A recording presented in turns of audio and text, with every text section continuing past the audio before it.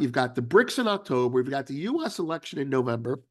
You've got M-Trade being tested. Whether it's successful or not, I don't know, but you're going to start hearing about it more. You've got gold above $2,000 14 weeks in a row with zero speculative longs.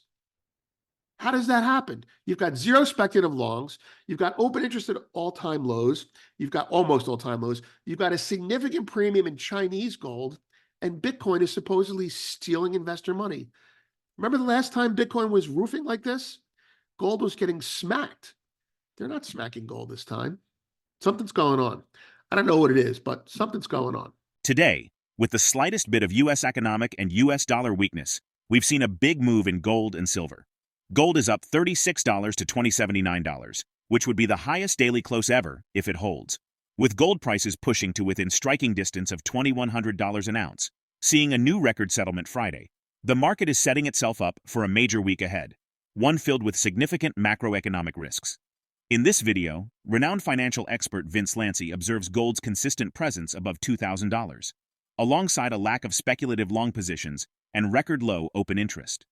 Vince envisions key events molding the gold market, noting the BRICS summit and the potential influence of the U.S. election.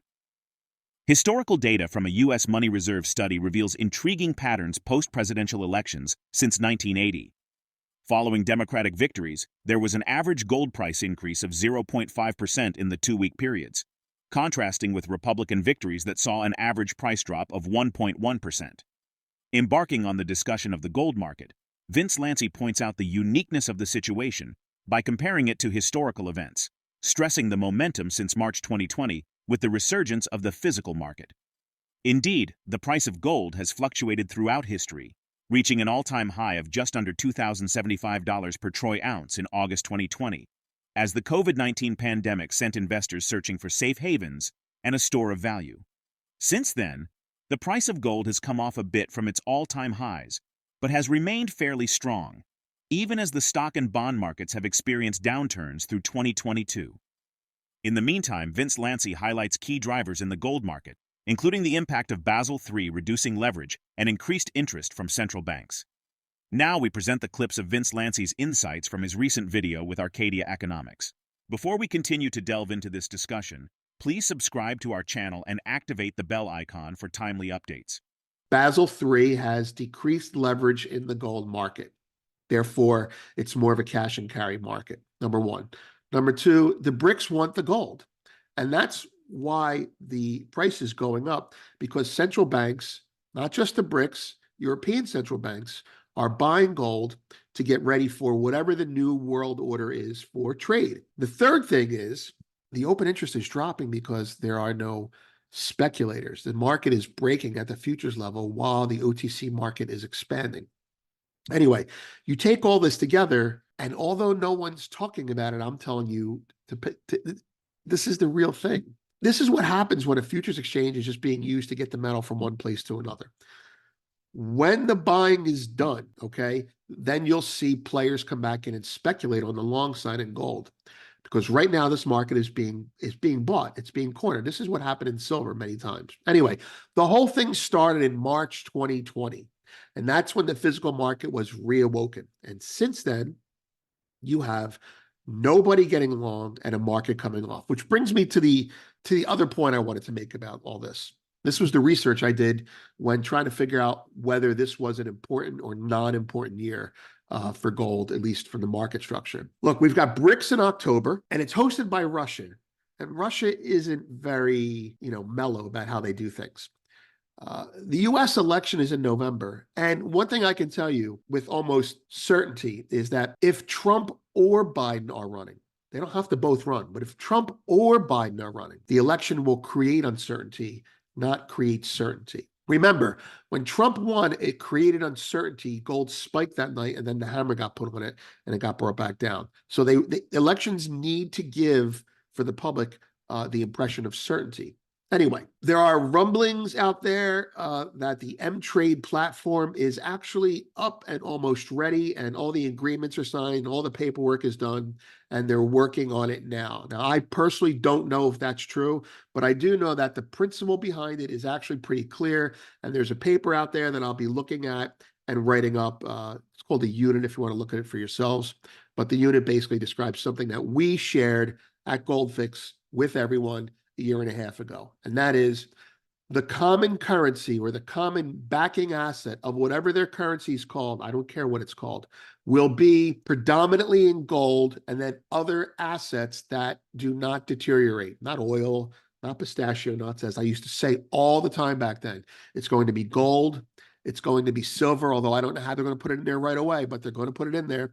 And it's going to be sovereign bonds and currencies of countries that have gold as their backing.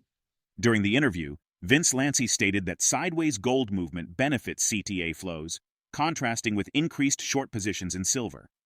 Meanwhile, he suggested that during gold rallies in such conditions, CTAs may buy, with the potential addition of shorts if gold CTAs remain on the sidelines. Furthermore, UBS anticipates significant CTA buying in industrial metals and suggests considering profit-taking in long gold versus short silver. Furthermore, Vince spotlights the link between gold prices and futures open interest, noting a shift since March 2020.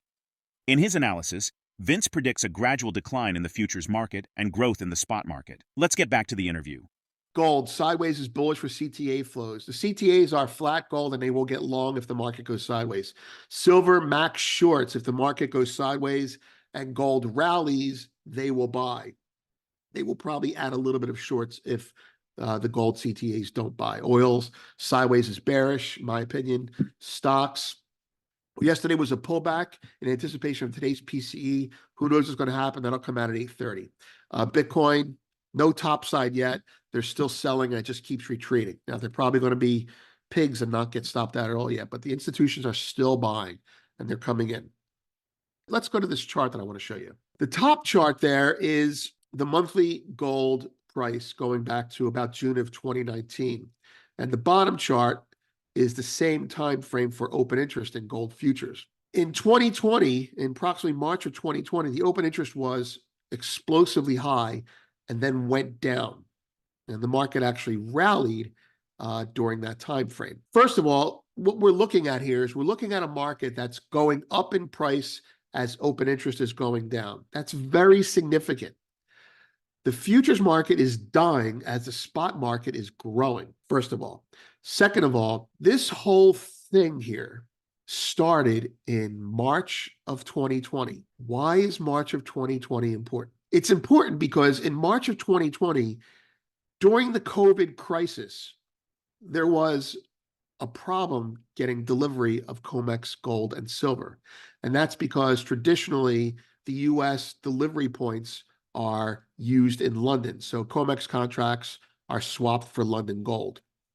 And then the gold in London gets re-smelted or re-refined into bars for the US consumption. So if you're the United States Mint and you need to buy COMEX gold, you take delivery of a COMEX contract, and then JP Morgan or another bank will arb it to London, take the London gold, have it re-refined, and shipped back in blank coins. That's typically how that works.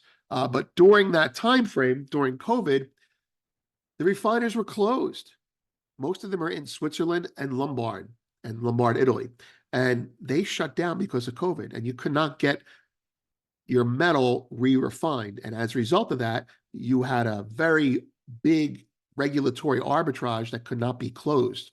And as a result of that, if you remember, spot market was flat and COMEX went into backwardation in silver and gold. Anyway, that event was an awakening of the spot market, of a need to have fungibility. And since then, on a macro basis, futures open interest has decreased while price has increased. The price of gold has risen in recent years, highlighting the role of this precious metal as a stable investment. BMO specifically asked attendees what commodity they would hold for the next 5 years. According to the results, gold emerged as the second most popular choice, with 22% of respondents opting for it. Gold is becoming slightly more attractive for investors.